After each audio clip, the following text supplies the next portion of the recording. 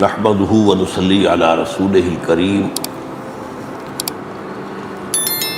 اما بعد فقد قال الله تبارك وتعالى كما ورد في سورة بني اسرائيل اعوذ بالله من الشيطان الرجيم بسم الله الرحمن الرحيم ويسألونك عن الروح قل الروح من امر ربي وما اوتیتم من العلم الا قلیلا وقال عز وجل كما ورد في سورة الحجر وإذ قال ربك للملائكة إني خالق بشرا من صلصال من حمأ مسنون فإذا سويته ونفخت فيه من روحي فقعوا له ساجدين وقال عز وجل كما ورد في سورة صاد وإذ قال ربك للملائكة إني خالق بشرا من طين فإذا سويته ونفخت فيه من روحي فقعوا له ساجدين صدق الله العظيم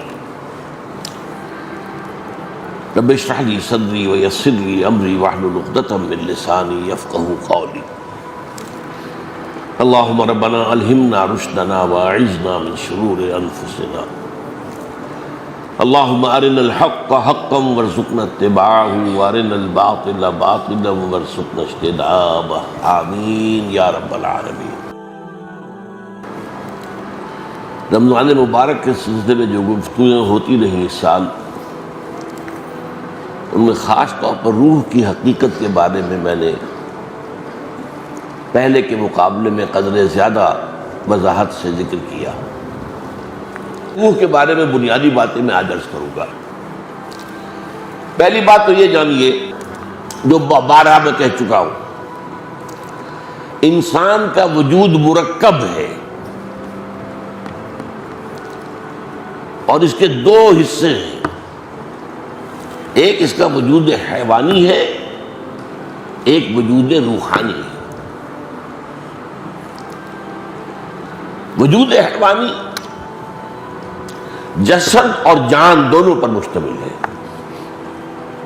جسم اور اس میں جان۔ وجود روحانی اپنی جگہ ایک مستقل شخصیت ہے۔ اب یہ بھی جان لیجئے جو میں نے شعر بارہا آپ کو سنایا ہے، اس حقیقت کو آج سے سینکڑوں سال پہلے کس خوبصورتی سے شیخ سعدی نے بیان کیا۔ آدمی زیادہ طرفہ معجون است از فرشتہ سرشتہ وز حیوان۔ یہ آدم ذات جو ہے یہ عجیب مرکب وجود کا حامل ہے، اس میں فرشتہ بھی موجود ہے اور حیوان بھی موجود ہے۔ روح جو ہے اسے آپ کہہ سکتے ہیں فرشتے کی بہن ہے، ان کا مادہ تخلیق ایک ہی ہے، نور۔ ملائکہ بھی نور سے پیدا کیے گئے اور ارواح انسانیہ بھی۔ اس اعتبار سے آدمی زیادہ طرفہ معجون است از فرشتہ سرشتہ وز حیوان۔ اور ایک اور شاعر نے کہا ہے بہت خوبصورت انداز میں، روح کے بارے میں کہنے یا اس کو کسی اور طرف بھی لے جایا جا سکتا ہے، وہ اس طرح ابھی جانا نہیں چاہتا۔ جان نہاں در جسم او در جان نہاں، اے نہاں اندر نہاں اندر نہاں۔ جان ہمارے جسم میں چھپی ہوئی ہے، کہاں ہے؟ دیکھی کسی نے؟ موت کے وقت نکلتے دیکھا اس کو؟ کہاں؟ ہم نے ڈسیکشن کی تھی میڈیکل کالج میں فرسٹ ایئرس میں، تو ہمیں تو کہیں جان جو ہے پتہ نہیں چلا کہاں ہوتی ہے جان۔ آج بھی آپ اناٹومی کی کتابیں پڑھ جائیے، موٹی موٹی فزیولوجی پڑھ جائیے، جان کا کچھ پتہ نہیں کہاں ہوتی ہے۔ جان صرف ایک کیفیت کا نام ہے اور اس کا جسم سے علیحدہ کوئی تصور ہی نہیں، کوئی وجود ہی نہیں۔ سمجھ رہے میری بات کو؟ جان جسم کی ایک کیفیت کا نام ہے اور اس جسم کے علاوہ اس کا کوئی وجود نہیں۔ روح ایک بالکل انڈیپینڈنٹ شخصیت ہے، اس کا اپنا مستقل وجود ہے، اس کا اپنا تشخص ہے، اس کا مادہ تخلیق اور ہے. یہ جسد مٹی سے آیا ہے، روح آسمان سے آئی ہے، اللہ کے پاس سے آئی ہے. زمین و آسمان کا فرق ہے. تو شاعر کہہ رہا ہے کہ جان نہاں در جسم، جان جو ہے ہماری جسم میں پنہا ہے، چھپی ہوئی ہے. او در جان نہاں، اس جان کے اندر ایک اور جان ہے، وہ روح ہے. اے نہاں اندر نہاں، اندر نہاں، اے وہ شے کہ جو چھپی شے کے اندر چھپی ہوئی. اچھا اب دیکھیے، ہمیں اس حیوانی وجود کو اللہ نے علم کے حصول کے کیا ذرائع دیے ہیں. آنکھ سے دیکھو، کان سے سنو، چکھو، سونگو، ٹچ کرو. ان کو کہتے ہیں 5 حواس خمسہ. ان حواس خمسہ سے جو معلومات فراہم ہوئی،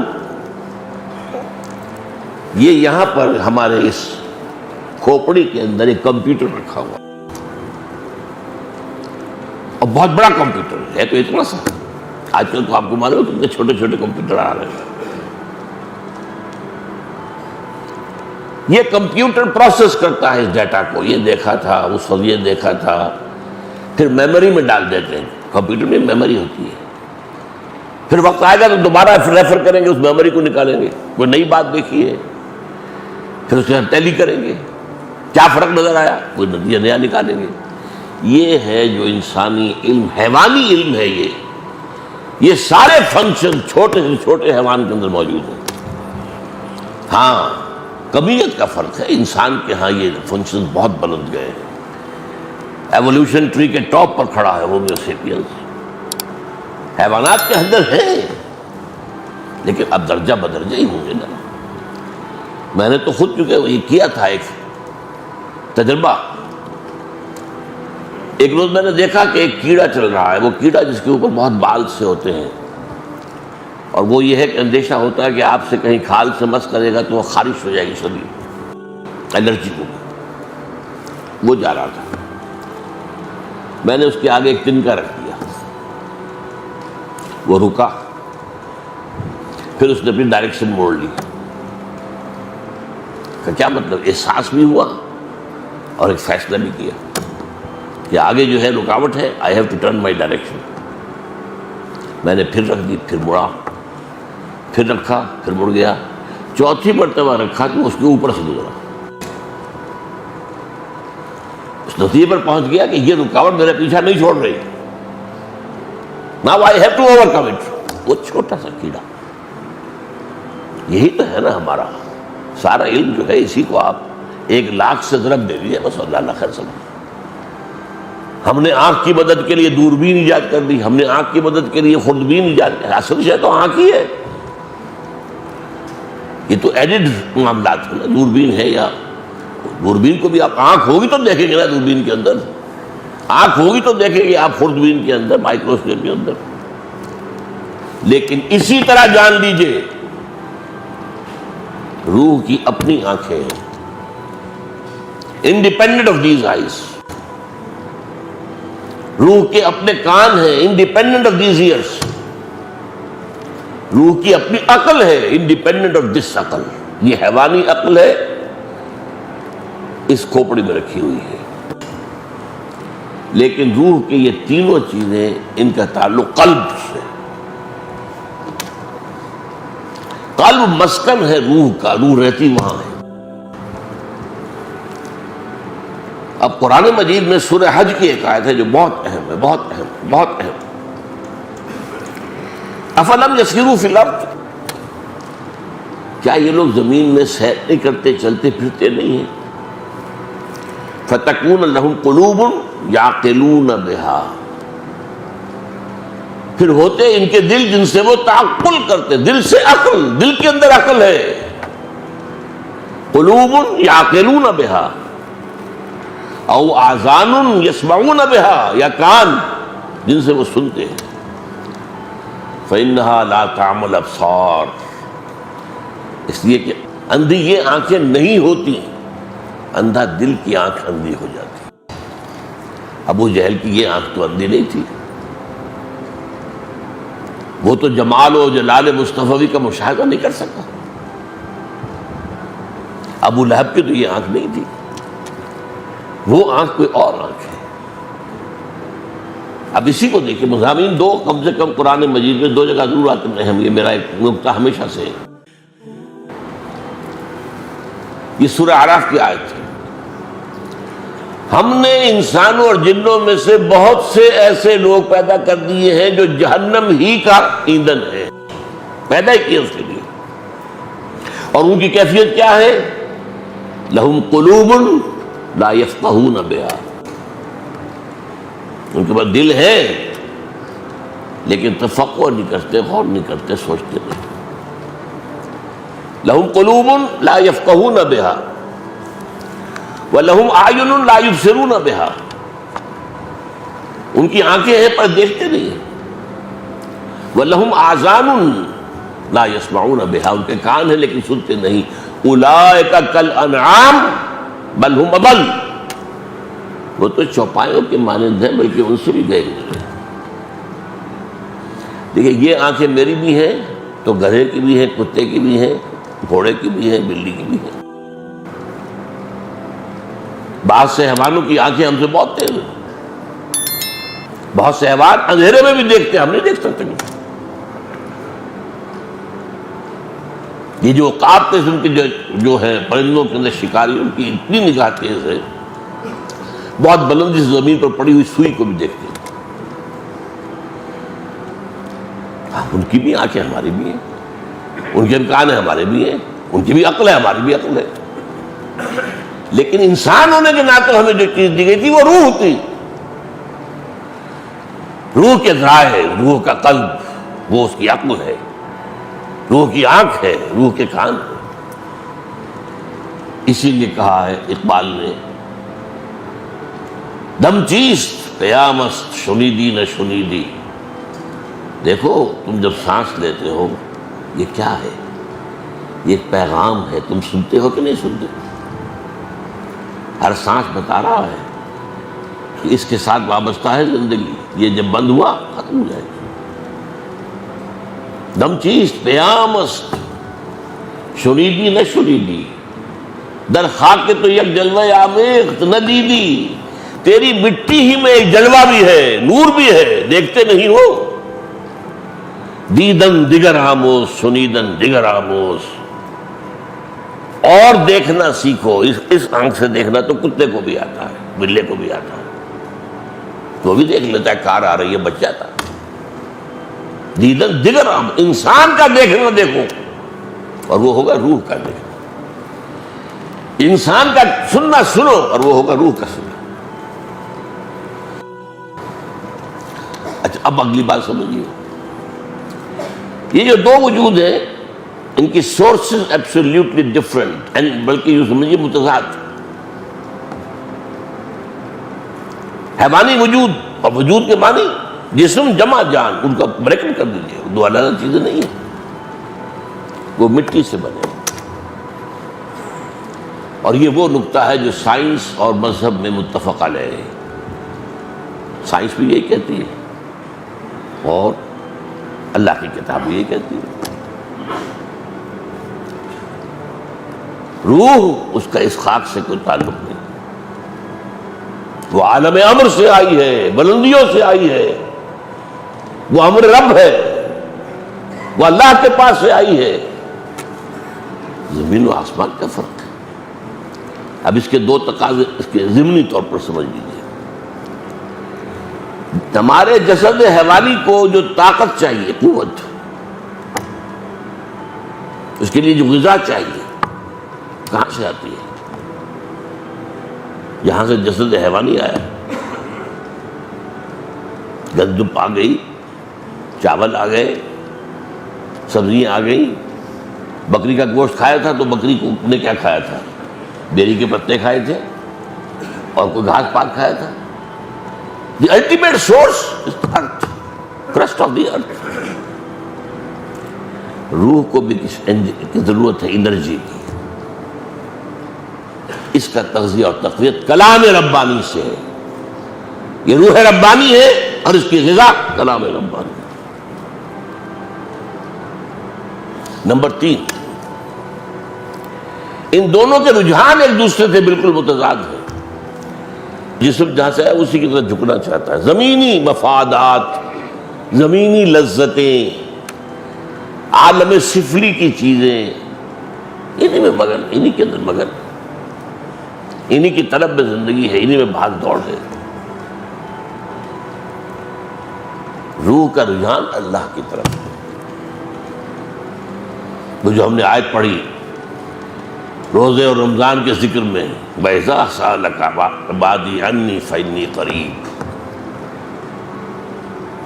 آپ سوچتے رہیے کہ آخر یہ سادھو لوگ کیا کرتے تھے جا کر کئی سال تک برف سے ڈھکی ہوئی چوٹیوں پہ، یہ تپسیا کائے کے لیے کرتے تھے؟ ہمارے ہاں بھی اولیاء اللہ نے، صوفیاء نے بڑی بڑی ریاضتیں کی، بہت بڑی بڑی ریاضتیں۔ کس کی تلاش میں؟ اللہ کا قرب تلاش کرنے کے لیے۔ یہ اصل میں یہ روح جو ہے یہ اللہ کا قرب چاہتی ہے۔ اور عربی زبان کا ایک مقولہ ہے بڑا پیارا، کل شیء یرجع الی اصلہ، ہر شے اپنی اصل کی طرف لوٹتی ہے۔ جسم یہاں سے آیا تو یہی جائے گا، منہا خلقناکم وفیہا نعیدکم ومنہا نخرجکم تارۃ اخری۔ روح انا للہ و انا الیہ راجعون۔ روح زمین میں دفن نہیں ہوتی،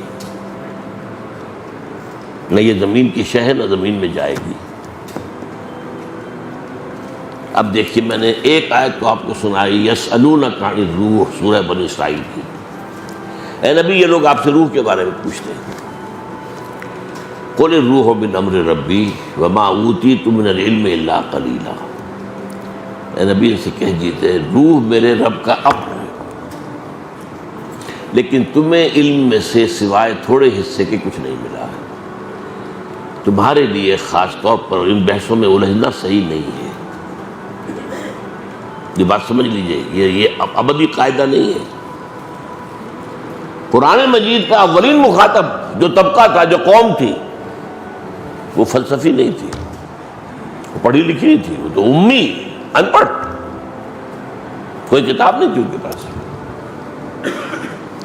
ان کو اس طرح کے جھمیلوں میں قرآن نے ڈالا ہی نہیں، ان گہرائیوں کی طرف۔ اب جیسے کہ ایک آیت ہے سورہ حدید کی، هو الاول والآخر والظاہر والباطن، سوچتے رہیے۔ امام راضی کھڑا ہوا ہے، معلوم ہوتا ہے کہ سخت دہشت زدہ ہے، دہشت زدہ ہے، ہیبت زدہ ہے۔ اعلم ان ھذا المقام مقام غامض عمیق مہیب، جان لو یہ مقام ہوشیار کہ رہ بردم تیغ قدم را، ہوشیار ہو جاؤ کہ اس وقت تمہارا قدم جو ہے تلوار کی دھار پر ہے۔ یہ آیت وہ ہے، عام ہمارے مفسرین گزر جاتے اور عوام کیا سمجھیں گے اس کو؟ تو یہ بات سمجھ لیجئے کہ روح ہے، لیکن اس کی تفسیر قرآن نے نہیں بتائی۔ البتہ وہ اشارات ہیں سوچنے والوں کے لیے ہے۔ سب سے پہلا اشارہ کیا ہے؟ اس روح انسانی کو اللہ نے اپنی ذات سے منسوب کیا۔ اس سے بڑی بات کیا ہوگی؟ دو آیتیں میں نے آپ کو سنائی ہیں، سورہ حجر 14ویں پارے میں، اور سورہ صاد 23ویں پارے میں۔ وَإِذْ قَالَ رَبُّكَ لِلْمَلَائِكَةِ إِنِّي خَالِقٌ بَشَرًا مِّن صَلْصَالٍ مِّنْ حَمَإٍ مَّسْنُونٍ۔ اور یاد رکھو جب کہ کہا تھا تیرے رب نے صلی اللہ علیہ وسلم فرشتوں سے، میں سنے ہوئے گارے سے جو خشک ہو کر کھنکھنا رہا ہے ایک بشر بنانے والا ہوں۔ اب عجیب نوٹ کیجئے، قرآن نے 6-7 الفاظ استعمال کیے۔ تراب مٹی، تین مٹی اور پانی کو ملا دیں گارا بنا، وہ تین ہے،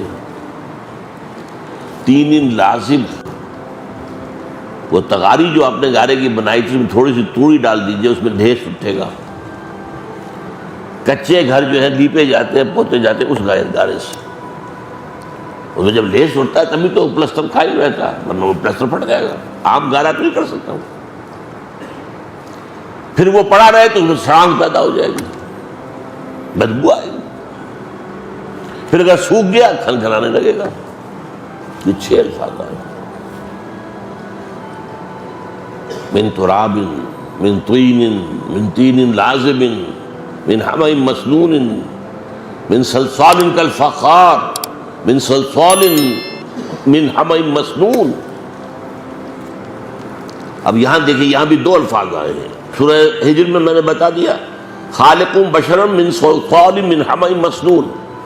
سورہ صاد میں فرمایا وَإِذْ قَالَ رَبُّكَ لِلْمَلَائِكَةِ إِنِّي خَالِقٌ بَشَرًا مِّن طِينٍ دار۔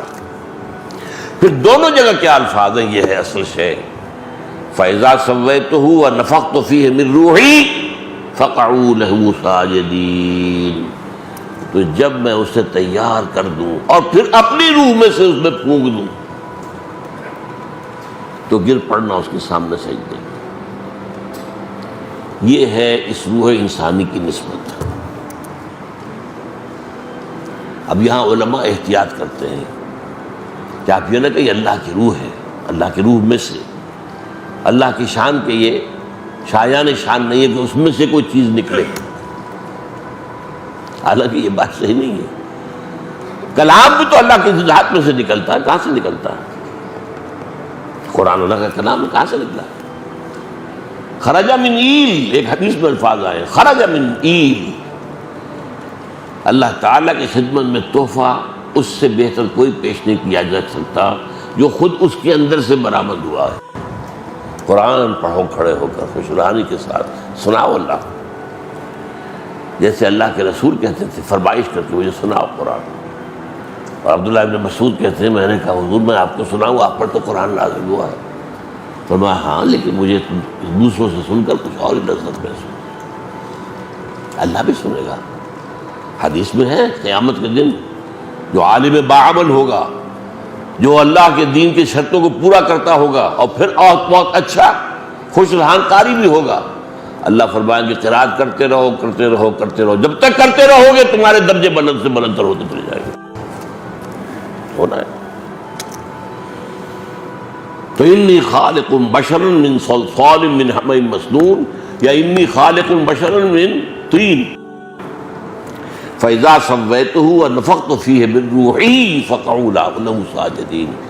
تو یہ کہتے ہیں علماء کہ یہ اس روح کی عظمت کو ظاہر کرنے کے لیے اللہ نے اس کو اپنی ذات کی طرف نسبت دے دی ہے۔ یہ اللہ کی روح میں سے کوئی روح نہ سمجھو، اللہ کی ذات کا تجزیہ نہیں ہو سکتا کہ اس میں سے کوئی چیز نکل آئے۔ ٹھیک، احتیاط کا راستہ جو ہے وہی بہتر ہوتا ہے۔ اب دیکھیے کہ یہ جو بدقسمتی سے ہمارا جو موجود جدید جو دینی فکر ہے، جو اپنی جگہ پر بعض اعتبارات سے بہت قیمتی ہے، مثلا یہ کہ جدید دینی فکر نے یہ واضح کیا کہ اسلام صرف مذہب نہیں ہے، دین ہے۔ ٹھیک ہے، بہت بڑی بات، بہت اچھی بات۔ اسلام دین اس وقت ہوتا ہے جبکہ وہ غالب ہو، مغلوب ہو جائے تو مذہب رہ جاتا ہے۔ یہ بھی ٹھیک ہے، سب صحیح۔ اور بندہ مومن کا فرض ہے کہ باطل کے نظام کو توڑ پھوڑ کر اللہ کا نظام قائم کرے، جد و جہد کرے۔ جد و جہد کرنا فرض ہے، وہ کر دینا یہ آپ کے اختیار میں نہیں ہے، اللہ چاہے گا تو ہوگا، لیکن جد و جہد نہیں کرتے تو آپ مجرم ہو۔ اس جد و جہد کے لیے التزام جماعت لازم ہے، جماعت کے بغیر تو کام ہو ہی نہیں سکتا۔ اب یہ دینی فکر ہے، اب موجودہ دور میں کچھ لوگوں نے اس کو اجاگر کیا ہے، واضح کیا ہے، اور وہ ایک بڑا احسان ہے اس امت کے اوپر۔ ان میں سے بعض شخصیات کا میں خود مرہون منت ہوں، انہوں نے بہت استفادہ کیا، لیکن ایک بات بھی آج کہنی ہے آپ سے کہ سید ہوں، شبلی نعمانی ہوں، مولانا فراہی ہوں، مولانا فراہی کے شاگرد مولانا اصلاحی ہوں، ابو الکلام ہوں، ابو الکلام کے راستے پر چلنے والے مولانا مودودی ہوں، بڑے محسن ہیں قوم کے. یہ ذرا سر سید کو اس فہرست سے نکال دیجئے. ویسے قومی تو میں آپ کو بتا چکا وہ بھی محسن ہے قومی سطح پر، یہ لوگ دینی سطح پر بھی محسن ہیں، لیکن دینی فکر جو ہے اگر کامل ہے تو وہ صرف ایک شخص کا ہے اور وہ علامہ اقبال. باقی جو گنوائے آپ کو یہ مانتے ہی نہیں کہ روح بھی کوئی علیحدہ شے ہے، وہ سمجھتا بس جان اور روح ایک ہی شے ہے. اتنی بڑی حقیقت بھی کہاں سے ہو جائے. اس لیے کہ ذہنوں کے اوپر سائنٹزم کا تسلط ہے، جو ہمارے حواس خمسہ کے سے دیکھی نہ جا سکے، ویریفائی نہ کی جا سکے، اس کو کیسے مانے؟ چلو اللہ کو تو مان لیا، ایک کو تو ماننے پڑے گا، کوئی تو تھا نا آخر جس نے کائنات بتائی ہے. لیکن اس سے آگے فرشتے کو کیوں مانے؟ جنات کو علیحدہ وجود کیوں مانے؟ یہ سائنٹزم، یہ مذہب بن چکا، it's a religion in itself. اور وہ اس کا غلبہ اتنا ہے کہ اچھے اچھے مفکرین جو ہے اس مغرب کے مادہ پرستانہ فکر کے تسلط سے شکنجے سے پورے طور پر آزاد نہیں ہو پائے. اب میں آپ کو وہ چیزیں بتا رہا ہوں جو میں نے کہا ہے. اگر نہ مانا جائے کہ روح جو ہے ایک علیحدہ جداگانہ تشخص کی حامل شے ہے تو بہت سی باتیں سمجھ میں نہیں آتی قرآن کی. ایک جس کا ذکر میں پہلے بھی کر چکا ہوں، یہ عہد الست کب ہوا تھا، کس نے کیا تھا؟ الست بربکم قالوا بلا، ظاہر بات ہے ارواح نے کیا تھا، جسد تو تھے ہی نہیں. اور تمام انسان ایک جگہ تو جمع ہو ہی نہیں سکتے تھے. وہ تو نسل بعد نسل انسان دنیا میں آئیں گے نا. آدم کے پھر 3 بیٹے یا کتنے بیٹے ہوں گے، پھر ان کے بیٹے ہوں گے، پھر ان کے بیٹے ہوں گے، پھر ان کے بیٹے ہوں گے، قیامت تک جو ہے وار بھر انسان آ جائیں گے. لیکن وہ ایک وقت میں تو جمع نہیں ہو سکتے. ہاں ہوں گے ایک دن، اور وہ قیامت کا دن ہے. وہاں پھر جمع ہو جانا سب نے، یا پھر وہ اس الست میں عہد الست کے اور جمع سے. اب یہی وہ چیز ہے جو میں نے ابھی آیت آپ کو سنائی، اس سے سورہ اعراف کے اندر ہے. ہم نے جہنم کے لیے بہت سے لوگوں کو پیدا کر دیا، جہنم کے لیے. آخر ہمیں چاہیے نا کچھ ایندھن، جہنم کے لیے بھی درکار ہے. بہت سے انسان ہم نے پیدا اس لیے کیے. ان کا حال کیا ہے؟ لہم قلوب لا یفقہون بہا ولہم اعین لا یبصرون بہا ولہم آذان لا یسمعون بہا اولئک کالانعام بل هم اضل. وہ تو چوپایوں کے مانند جبل کے ان سے بھی گئے گزرے کیوں ہیں؟ اضل کیوں ہیں؟ پیدا تو ہم نے اس جگہ پر کیا تھا نا ان کو. یہ گر گئے، نیچے آ گئے، پڑے رہے تار مذلت کے اندر، اٹھے نہیں. لہذا یہ حیوان، انہیں انسان نہ سمجھو، یہ انسان نما حیوان ہے.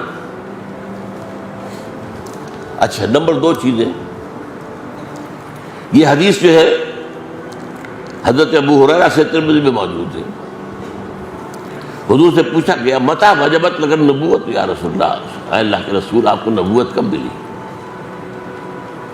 فرمایا والآدم بین الجسد والروح. ابھی آدم کی روح علیحدہ تھی، جس طرح تھا ابھی روح میں پھونکی نہیں گئی تھی، تب بھی نبی تھا. تو کون تھا نبی؟ محمد ابن عبداللہ ابن عبد المطلب. یہ تو بہت عرصے بعد، 10-12 ہزار سال بعد آئیں گے دنیا میں. ان کی تو ولادت ہوگی آمنہ کے بطن سے اور عبداللہ کے صلب سے. یہ کون ہے؟ وہ روح ہے، روح محمدی. اور اسی کو ایک اور حدیث میں نور محمدی کہا گیا. بدقسمتی سے ہمارے ہاں ایک طرف جو بریلوی مکتب فکر کے لوگ ہیں انہوں نے سارا جو ہے ڈیرا ہی لگا رکھا اس پر، اور ایک طرف دوسرے لوگ ہیں وہ اس کا انکار مطلق کرتے ہیں. حالانکہ لفظ آیا ہے نور، قرآن کو بھی نور کہا گیا، اور جو ہے روح کو بھی نور کہا گیا. روح محمدی، نور محمدی. یہ حدیث جو ہے حضرت جابر بن عبداللہ رضی اللہ تعالیٰ عنہ سے، حدیث کی کتاب مصنف عبد الرزاق اس میں مطلوب ہے. حضرت جابر نے پوچھا حضور اللہ نے سب سے پہلے کس شے کو پیدا کیا؟ بڑے عجیب انداز میں فرمایا نور و نبی کا یا جابر، نور و نبی کا یا جابر، اے جابر تمہارے نبی کے نور کو پیدا کیا۔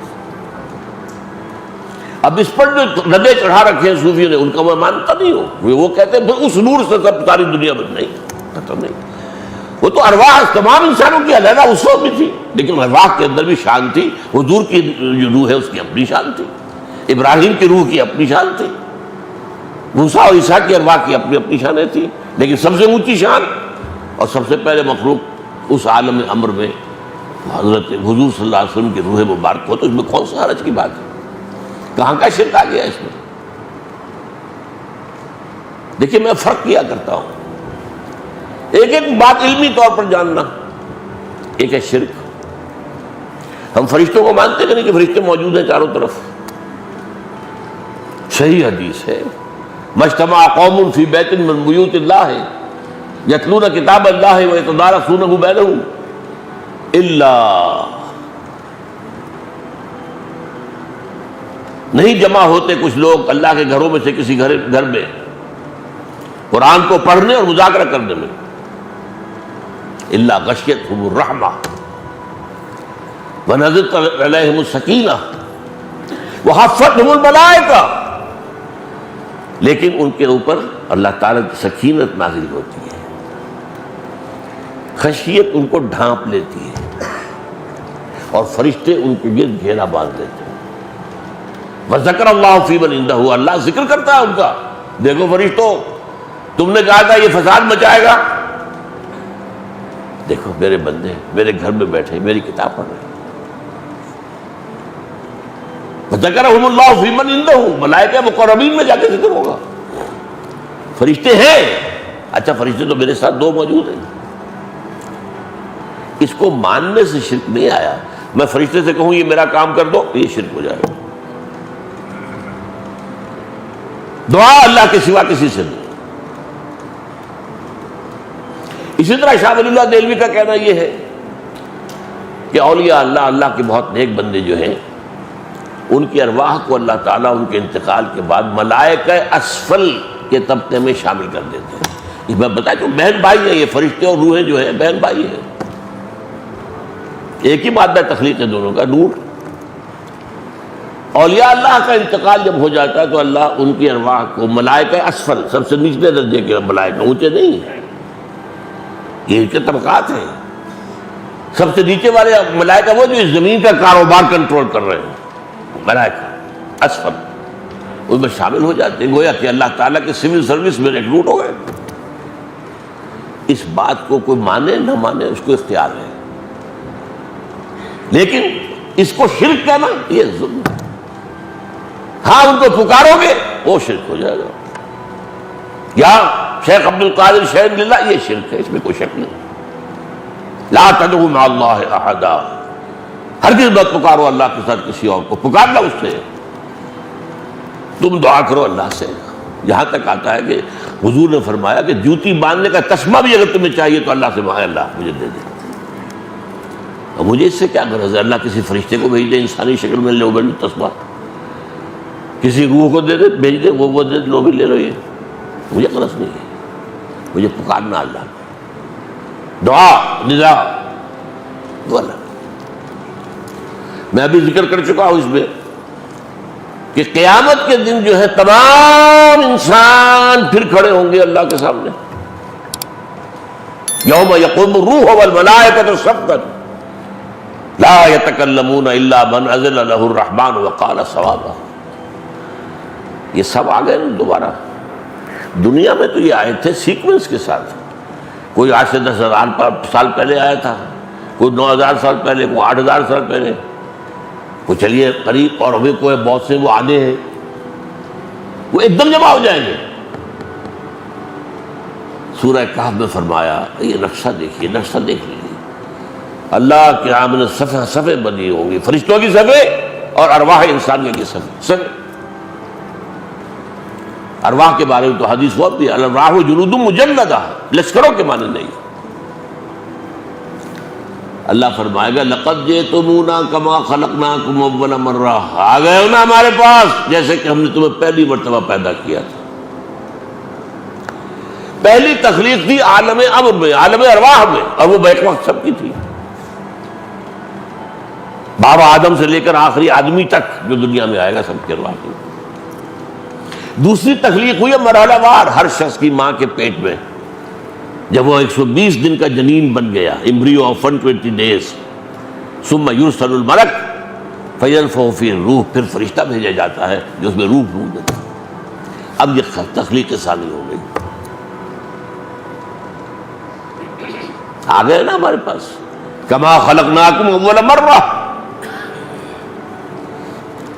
کہ جہنم میں جہنمی فریاد کریں گے اللہ سے، ربنا امتنا اثنتین واحییتنا اثنتین فاعترفنا بذنوبنا فہل الی خروج من سبیل۔ اے اللہ تو نے ہمیں 2 مرتبہ مارا، 2 مرتبہ زندہ کیا، اب ہم اپنے کوتاہیوں کا اعتراف کر رہے ہیں، تو یہاں سے نکلنے کا کوئی راستہ ہے کہ نہیں؟ 4-5 ادوار ہم پر آ چکے، ایک دور اور ہو جائے، ہمیں یہاں سے نکل کر مہلت دے دیں۔ اب یہ کون سے 2 اماتیں ہیں، کون سے 2 احیاء؟ پہلی تخلیق اول ہے، اماتہ نہیں ہے، وہ تو ابداع ہے، ارواح کو کریشن ایکس نہیلو، وداؤٹ کسی شے کے پیدا کیا گیا۔ اس کے بعد انہیں سلا دیا گیا عہد لینے کے بعد، وہ پہلی زندگی تھی، پہلی موت آ گئی۔ اب وہ پڑے ہیں کولڈ سٹوریج کے اندر۔ جب میرا جنین تیار ہوا تھا رحم مادر میں، میری روح لا کر ڈالتی کی، یہ احیاء اول ہو گیا۔ اب میں مروں گا، وہ اماتہ ثانی ہو جائے گا، پھر اٹھایا جائے گا، وہ احیاء ثانی ہو جائے گا۔ اس کے بعد کیا ہوگا؟ شروع میں کیا تھا؟ انا للہ، پھر کیا ہوگا؟ انا الیہ راجعون۔ اب یہ آیت کیسے سمجھ میں آئے گی اگر یہ معلوم نہ ہو کہ روح اور شے ہے، جان ہے، اور یہ جسم و جان ہے، اس کا مرکب بالکل مختلف ہے۔ اچھا، قرآن میں پھر وہی بات کہ اہم بات کم سے کم 2 دفعہ ضرور آئے گی۔ سورہ بقرہ کے 30 رکوع میں بھی یہ بات موجود ہے، کیف تکفرون باللہ وکنتم امواتا فاحیاکم ثم یمیتکم ثم یحییکم ثم الیہ ترجعون۔ یہاں صرف تخلیق کا ذکر نہیں ہے اور پہلی زندگی کا ذکر نہیں ہے، اس کے بعد موت کی شکل میں تھے نا، اس دنیا میں آنے سے پہلے آپ مردہ تھے، معدوم نہیں تھے، ہماری ارواح تھی، سوئی ہوئی تھی۔ کیف تکفرون باللہ، اللہ کا انکار کیسے کرتے ہو جبکہ تم مردہ تھے؟ فاحیاکم، یہ احیاء جو ہوا ہے پہلا، یہ ماں کے بطن میں ہوا ہے۔ ثم یمیتکم، پھر وہ تمہیں مارے گا، یہ اماتہ ثانی ہو جائے گا۔ ثم یحییکم، پھر تمہیں زندہ کرے گا۔ ثم الیہ ترجعون، پھر تم اس کی طرف لوٹ جاؤ گے۔ یہ ہے جو میں کہہ رہا ہوں کہ دین کی تعلیمات کا یہ خفی پہلو ہے، یہ فلسفیانہ پہلو ہے۔ ان چیزوں کو آج سمجھنا اس لیے ضروری ہو گیا ہے کہ بہت سے معاملات میں سائنس بہت آگے نکل گئی ہے۔ اب آپ کو سائنس اور دین کے درمیان، تعلیمات کے درمیان بڑے کلوز ریلیشن شپ کی ضرورت ہے۔ اب اس کے علاوہ اہم بات، قرآن یہ بھی کہتا ہے لقد خلقنا الانسان فی احسن تقویم، اور پھر کہتا ہے ثم رددناہ اسفل سافلین۔ کیا مطلب ہے؟ احسن تقویم پر ارواح پیدا کی گئی تھی، وہ تو ملائکہ کی ہم پلہ ہے، احسن تقویم۔ پھر اس بیچاری روح کو جو اس عالم بالا کے ناز و نام کی پلی ہوئی بڑی، اس کو لا کر ایک انسان کے بچے کے اس کے جسد کے اندر ڈال دیا گیا، اور انسان کا بچہ کمزور ترین شے ہے دنیا کی، یہ معلوم ہونا چاہیے آپ کو۔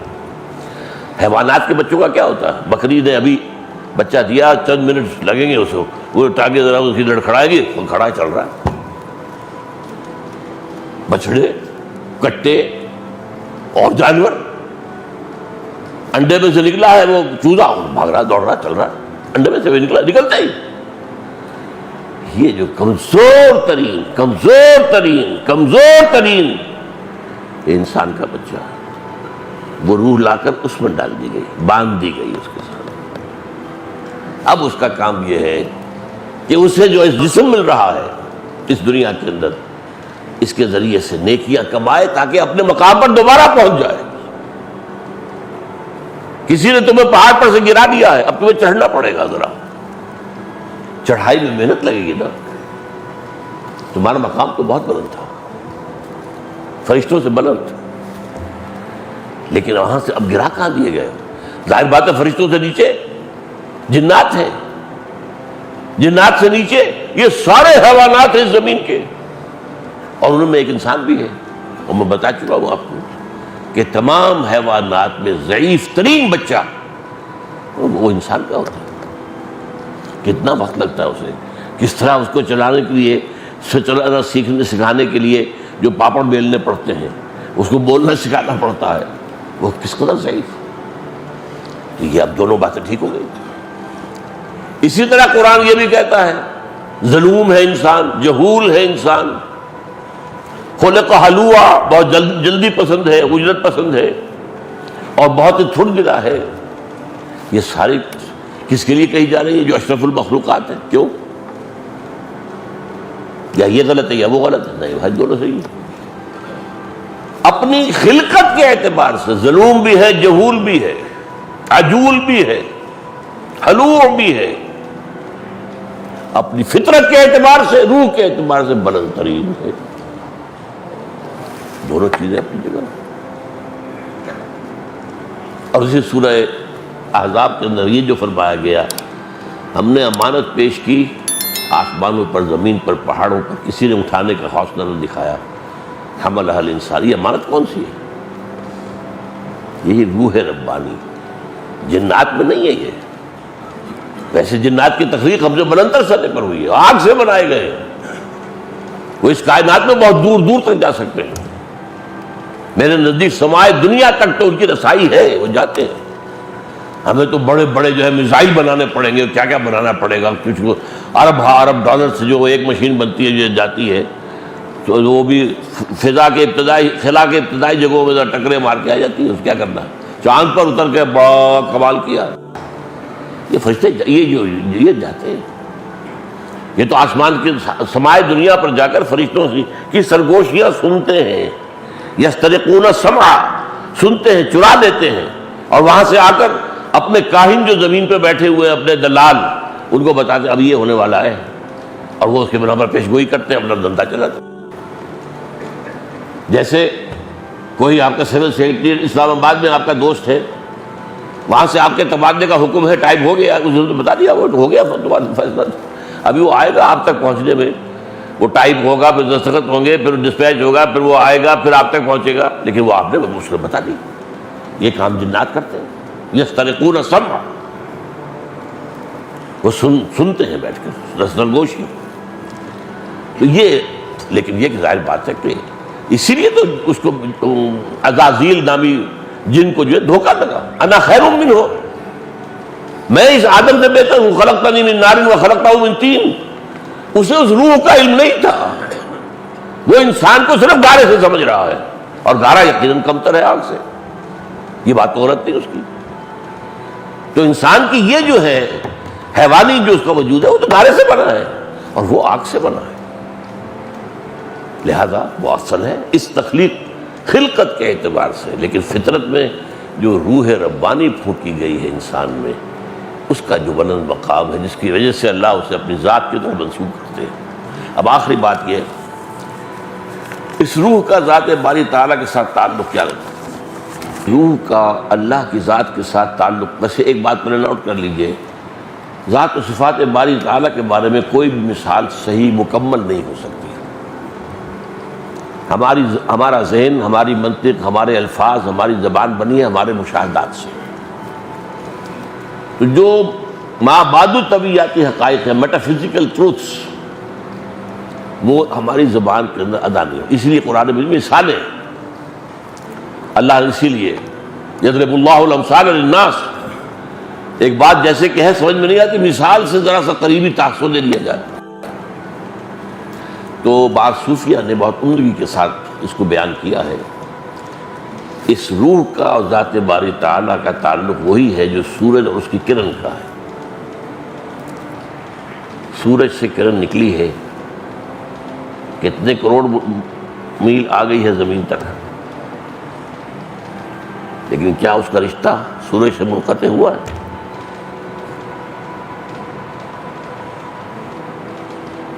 ایک اور بات مجھے یاد پڑتا ہے کہ ایک بڑے فزسٹ جو فزکس میں بہت بڑے ماہر انہوں نے بتائی تھی کہ یہ جو رے آف سن ہے یہ ہائپربولا کے انداز میں چلتی ہے، اسٹریٹ لائن میں نہیں آتی کہ یوں ہو کے. اگر تو درمیان میں کوئی شے آ گئی جس نے اسے جذب کر لیا تو ختم ہوئی، کنزیوم ہو گئی، ورنہ کوئی شے درمیان میں نہیں تو واپس چلی جائے گی سورج کے اندر.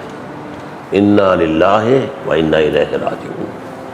تو جیسے یہ سورج کی کرن کا معاملہ اگر یہ صحیح ہے، میں آئی ایم ناٹ ڈیفینیٹ، کافی پرانی بات ہے یہ، لیکن فزسسٹ تھے، وہ فزکس کے بہت بڑے ماہر تھے، پروفیسر تھے، انہوں نے بتایا. تو اس حوالے سے یہ تعلق ہے بندے کا، بندے کی روح کا اللہ کی ذات کے ساتھ. اقول قولی ھذا واستغفر اللہ لی ولکم ولسائر المسلمین والمسلمات.